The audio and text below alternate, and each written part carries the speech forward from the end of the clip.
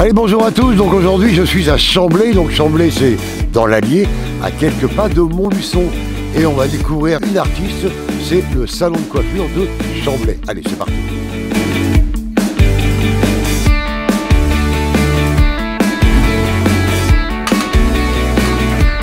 Bonjour Dom.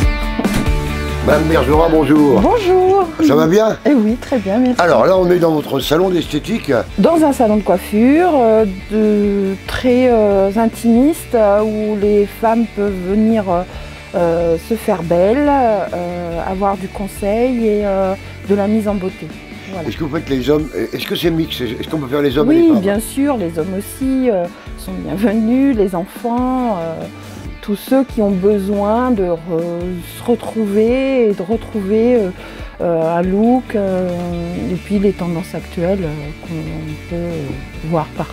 Avant, j'étais à Méry-les-Bains chez Monsieur Moulinier, une figure de la coiffure ouais, une figure de la coiffure montluçonnaise, puisqu'il faisait partie de chambre. Je fais des couleurs, je fais des extensions de temps en temps, donc c'est réservé qu'à vraiment une clientèle VIP.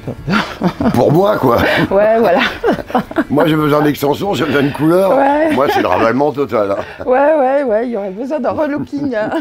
Complet, là.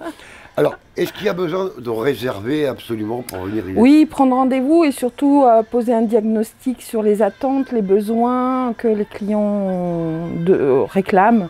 Je pense qu'il y a beaucoup à faire dans ce domaine-là parce qu'en fait, ce qui prime avant tout, c'est le conseil et la mise en valeur d'une personne, quoi. Voilà. Il y a des gens qui sont très instinctifs, qui veulent des choses qui ne sont pas réalisables, donc il faut amener les gens à trouver leur look, leur façon de se présenter aussi. Il y a tout un domaine où la coiffure doit s'éveiller à donner aux gens aussi un panel de clés, un conseil, ce qu'il faut faire pour entretenir son cheveu, ce qu'il faut faire pour se recoiffer.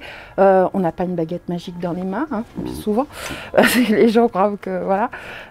Mais c'est toute un relationnel très important. Donc pour arriver à faire toutes ces choses-là, vous êtes obligé de vous former comme les mécaniciens, donc en permanence. Oui.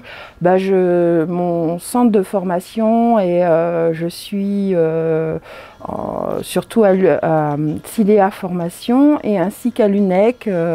C'est un groupement de coiffeurs dont fait partie plusieurs personnes du secteur. C'est combien de formations par an? Moi, j'en fais entre 4 et 6, ça dépend en fonction de ce qu'on me propose. C'est très varié, ça part de la technique à différentes couleurs, à différentes méthodes de travail et aussi du coaching relationnel. Le salon de coiffure ouvre de 9 h à midi, de 14 h à 18 h, dernier rendez-vous, ce qui peut prolonger tard dans le soir, et du mardi au samedi, sauf le mercredi après-midi et sauf le lundi.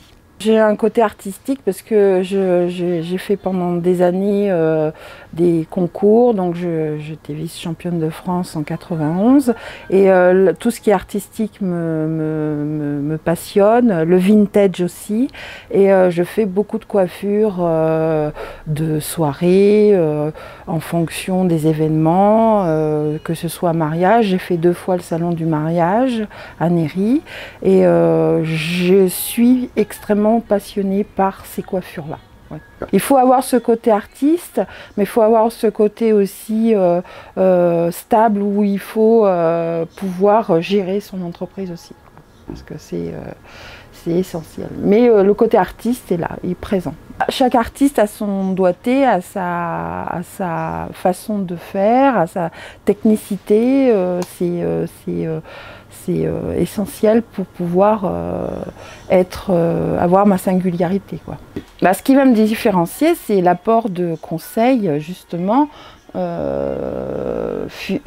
le conseil que je peux apporter aux clients pour trouver leur look, trouver leur manière de s'habiller, de se maquiller, le petit truc en plus qui donne de l'importance à la personne, parce que souvent une personne qui a besoin de s'affirmer dans sa vie personnelle ou professionnelle a besoin d'avoir un petit plus, un petit look en plus.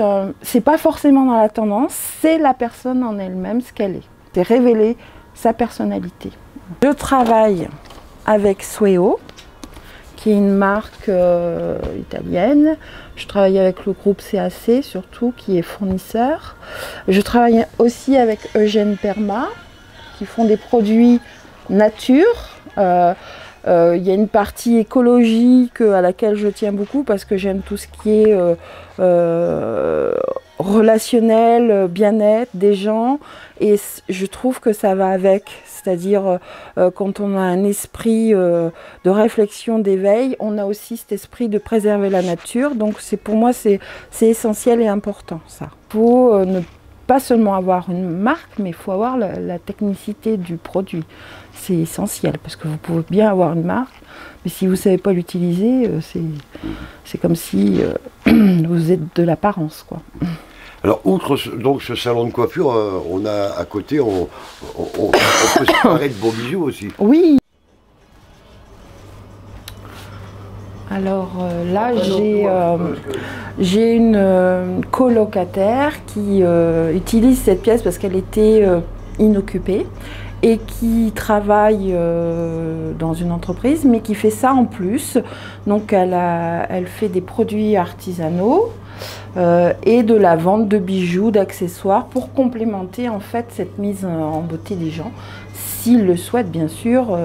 C'est une communication que l'on a entre nous deux, mais les gens ne se sentent pas obligés de venir forcément venir voir. Mais si une personne a une sortie, veut un petit bijou, un petit collier, elle a la possibilité de venir et de voir Dominique Conning qui vend ses bijoux.